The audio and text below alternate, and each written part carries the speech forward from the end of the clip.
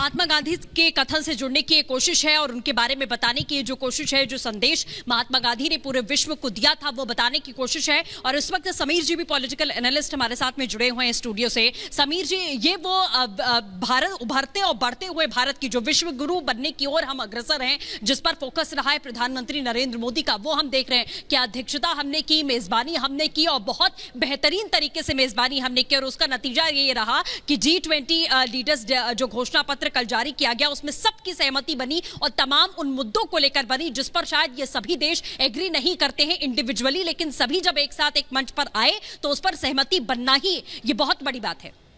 बिल्कुल, देखिए कल जो घोषणा पत्र जारी हुआ उसको 83 पैरा पे 100% सहमति बनना एक बहुत बड़ा अचीवमेंट है। G20 के इतिहास में ऐसा कभी नहीं हुआ कि सभी मुद्दों पर सभी देश एक साथ सहमत हुए हो और उन्हें घोषणा पत्र में शामिल किया होगा। कभी ना कभी किसी विषय पे विवाद होता था और उससे अलग कर दिया जाता था। बाली में भी पिछले साल जो G20 का हुआ था उसमें रशिया यूक्रेन युद्ध को लेके जो घोषणा पत्र में शामिल करना था, रशिया का निंदा प्रस्ताव वह शामिल नहीं हो सका था रशिया के विरोध के कारण। और इस बार आप देखिए कि यहाँ पर अमेरिका के रहने के बाद भी भारत ने बहुत सफल कूटनीति का परिचय देते हुए सभी मुद्दों पर सहमति बनाई और रशिया को लेकर कोई स्ट्रांग मैसेज देने का जो अमेरिका की इच्छा रही होगी उसे भी संतुलित किया। और मुझे ऐसा लग रहा है कि प्रधानमंत्री मोदी की कूटनीतिक विजय और उन्होंने 2-3 बढ़िया स्ट्रोक इस मामले में चले। आप देखिए आज महात्मा गांधी की अभी बात हो रही है, राजघाट पर सब दर्शन कर रहे आ रहे हैं महात्मा गांधी के। यूरोपियन अफ्रीकन यूनियन को कल स्थायी सदस्यता दी गई है और अफ्रीकन कंट्री से तो भारत का विशेष और महात्मा गांधी का विशेष लगाव रहा है। महात्मा गांधी का पहला आंदोलन तो दक्षिण अफ्रीका से शुरू हुआ था। वहाँ के नेल्सन मंडेला, जैसे भारत में महात्मा गांधी को सम्मान है वैसे अफ्रीका में नेल्सन मंडेला को सम्मान है। और नेल्सन मंडेला को तो 1990 में भारत ने भारत रत्न भी दिया हुआ था। तो मुझे ऐसा लगा है कि अफ्रीकन यूनियन और भारत का एक बड़ा एक इमोशनल और पुराना अटैचमेंट रहा है। कल अफ्रीकन यूनियन को इसी आधार पर प्रधानमंत्री मोदी ने शामिल किया कि जिस देश से हमारा इतना पुराना संपर्क रहा है उस देश को भी मुख्य धारा में आना चाहिए और उनके विकास में भी हमें सहभागी होना है, पूरे देश को साथ अफ्रीकन यूनियन के साथ जुड़ना है।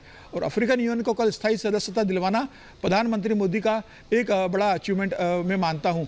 इसके अलावा यह भी एक बड़ी बात है कि कल किसी भी तरीके से प्रधानमंत्री मोदी ने 3 देशों के खिलाफ, रशिया के खिलाफ, चीन के खिलाफ और पाकिस्तान के खिलाफ सीधा सीधा संदेश दे दिया है। रशिया को यह संदेश दे दिया है कि यह युग युद्ध का युद्ध नहीं है, आपको समझौता करना पड़ेगा और बातचीत के टेबल पे आना पड़ेगा। पाकिस्तान को यह संदेश दे दिया है कि अब आतंकवाद के लिए कोई जगह नहीं है, आप अपने भूमि को आतंकवाद लॉन्चिंग पैड के रूप में इस्तेमाल नहीं कर सकते। और चीन को भी ये साफ साफ संदेश दे दिया है, उसके साथ रशिया को भी ये संदेश दिया है कि परमाणु किसी का विकल्प नहीं है। तो अगर चीन सोचता है कि वह ताइवान पर परमाणु हमला कर सकता है और अगर रशिया सोचता है कि वह यूक्रेन के ऊपर परमाणु हमला कर सकता है तो यह अब संभव नहीं है और उसके खिलाफ G20 के देश और पूरी दुनिया इकट्ठी है।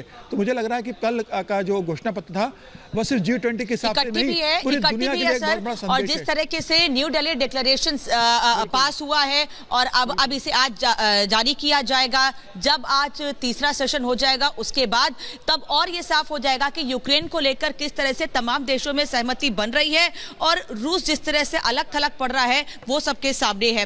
और एक तस्वीर हम और दिखा रहे हैं, इस वक्त अर्जेंटीना के प्रेसिडेंट भी वहां पर पहुंचे हुए हैं।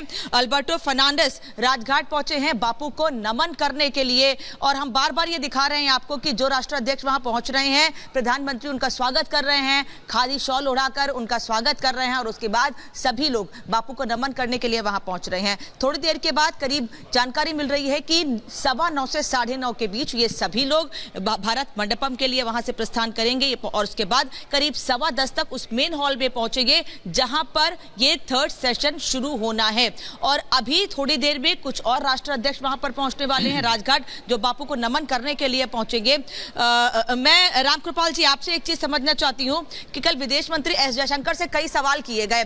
बाली में पिछले साल जो G20 की बैठक हुई थी उससे तुलना करके एक सवाल किया गया था उनसे कि पिछले साल यूक्रेन पर कोई सहमति नहीं बन पाई थी लेकिन इस साल ऐसा क्या हुआ है कि सहमति बन गई। तो उन्होंने कहा वो तो 1 साल पहले की बात थी, अब ये दिल्ली है और नई दिल्ली में न्यू दिल्ली डिक्लेरेशन पास हो गया है और यूक्रेन को लेकर सभी देशों में सहमति बनी है जो G20 के मेंबर हैं। एक बड़ा संदेश है भारत को लेकर ये।